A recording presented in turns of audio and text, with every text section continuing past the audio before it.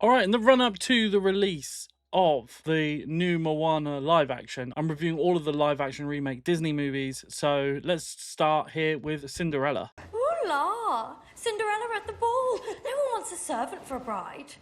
After all I've done. I don't want to ruin anything.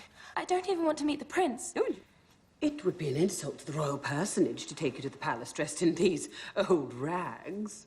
Rags.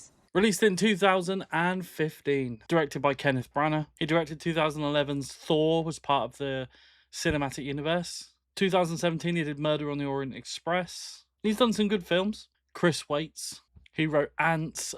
He produced American Pie. He co-wrote Rogue One with Tony Gilroy. And of course, is a live-action remake of the 1950 animated Disney movie Cinderella. Film stars Lily James as Cinderella, with an ensemble cast including Kate Blanchett, Richard Madden, Stellan Skarsgård, Holiday Granger, and Helena Bonham Carter. When her father unexpectedly passes away, young Ella finds herself at the mercy of her cruel stepmother and her daughters. Never one to give up hope, Ella's fortunes begin to change after meeting a dashing stranger in the woods. So what did I think of Cinderella live action remake 2015? It's fine. I don't know why they decided to call her Ella instead of just Cinderella. That was her full name in the original. That is her name. Instead, the Cinder thing is like a nickname after she spends time sleeping next to the embers of the fireplace. She ends up with marks all over her face, and then the sisters are like, "Oh, Cinderella." It's like Solo, a Star Wars story all over again when he came up with his last name. The CGI is a mixed bag for sure. Like, the mice look good, but then other animals look bad. But the set design and the costume design are what really stand out for me here. There's a big emphasis on Cinderella's dress, obviously, in the original, and they do wonders with that. Like, they make that the spectacular kind of focal point once she changes when she meets her fairy godmother. But the set design and the costume design are masterful. You can't deny that. Like, the house that they live in looks fantastic in the interiors, and the colors that really pop. There's a lot of gold.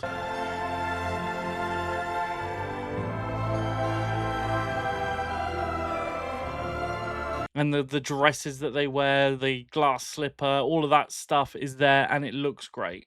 It made me laugh though when she said, "Oh, you can go live in the attic." And in the original, it's this like small dark space.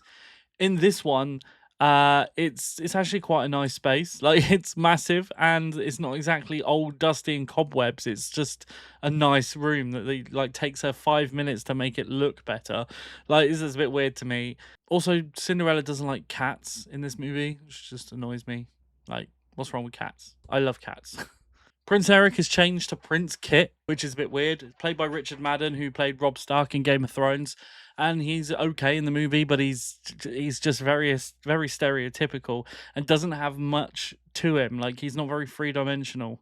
Helena Bonham Carter is the fairy godmother, which she was fine in the movie. Not much screen time.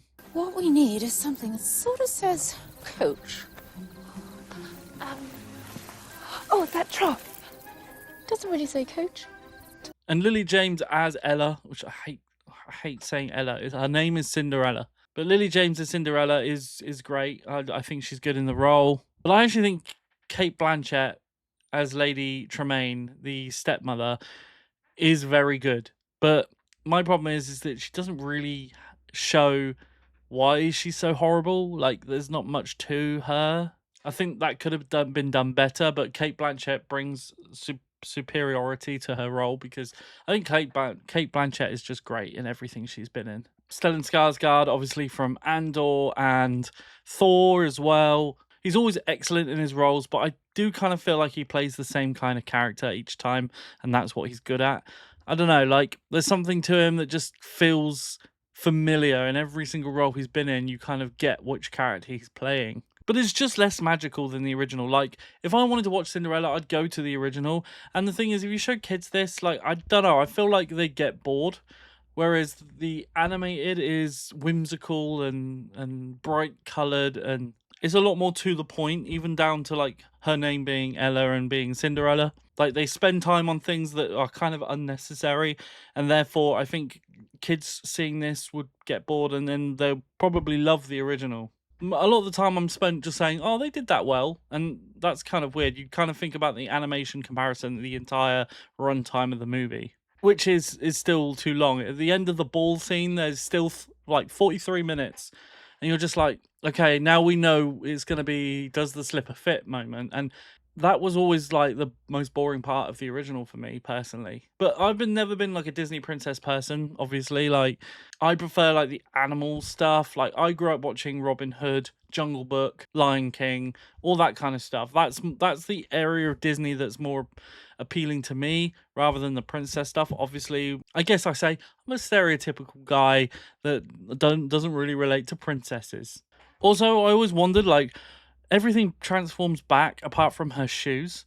So like why? And later on you can find like since the arrival of the internet as it is, right? They say that it transformed because the slippers didn't transform because they were conjured from nothing. I don't think that is the case in this one. I could be wrong, but she takes her slippers off that are all manky and horrible and she transforms them. I could be wrong. I need to check that.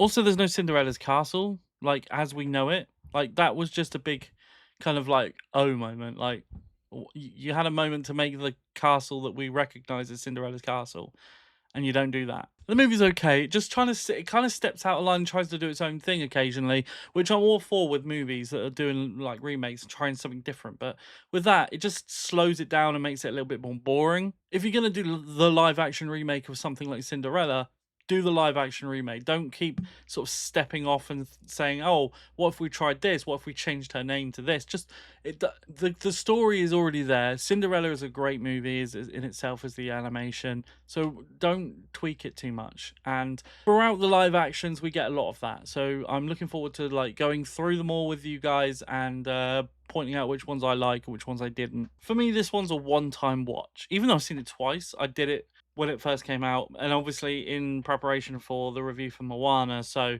even that second time was a little bit like, I've seen this before. There's nothing new to really think about, and I just want to kind of watch the animation instead. But guys, what do you think of Cinderella? And a lot of people love this movie, and I know that a lot of people say it's in terms of visuals, it's a masterpiece, which I agree for the most part, other than the CGI. Let me know what you think, guys, and I'll see you real soon with my review for the Jungle Book live action remake. I'll see you with that one, guys. Take care of yourselves.